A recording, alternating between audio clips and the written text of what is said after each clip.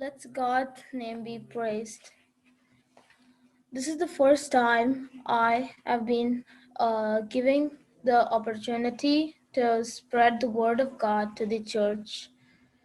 I thank God for this opportunity. I will try my best to explain my topic.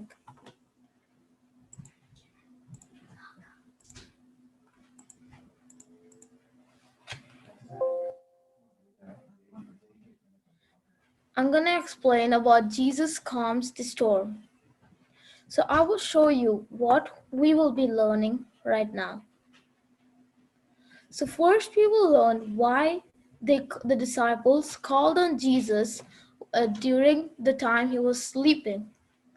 Next, I will show you what Jesus responds to them. Then I will show you what Jesus does after his response. So, first I will tell why they called on Jesus.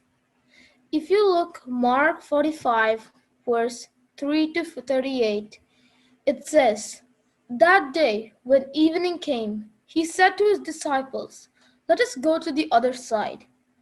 Leaving the crowd behind, they took him along. Just as he was in the boat, there were also other boats with him.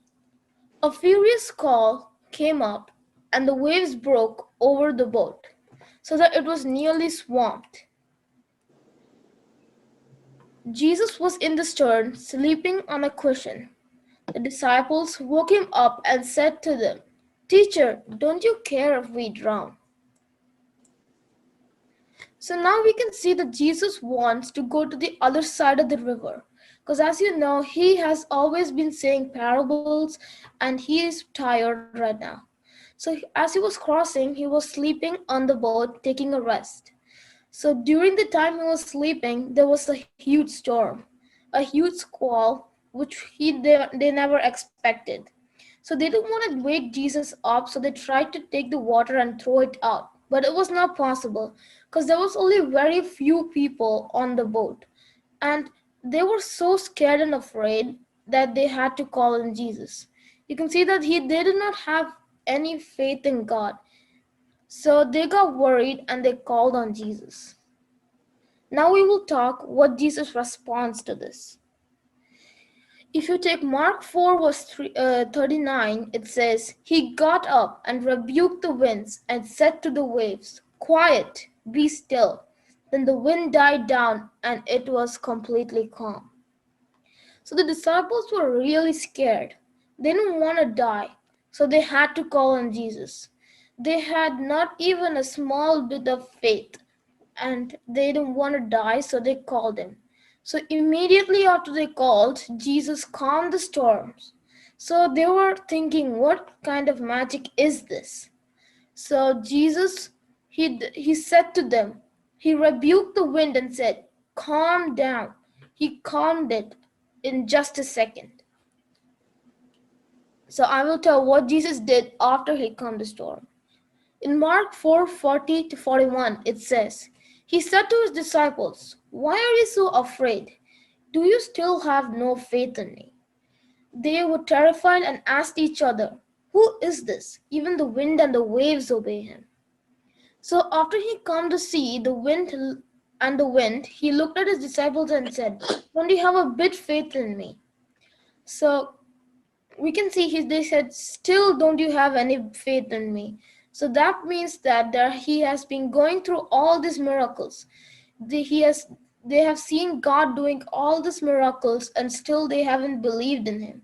The disciples were terrified and they were talking to each other and saying, he can control the sea and the wind. Because we all know that he is the king of the world. Because everybody obeys the king.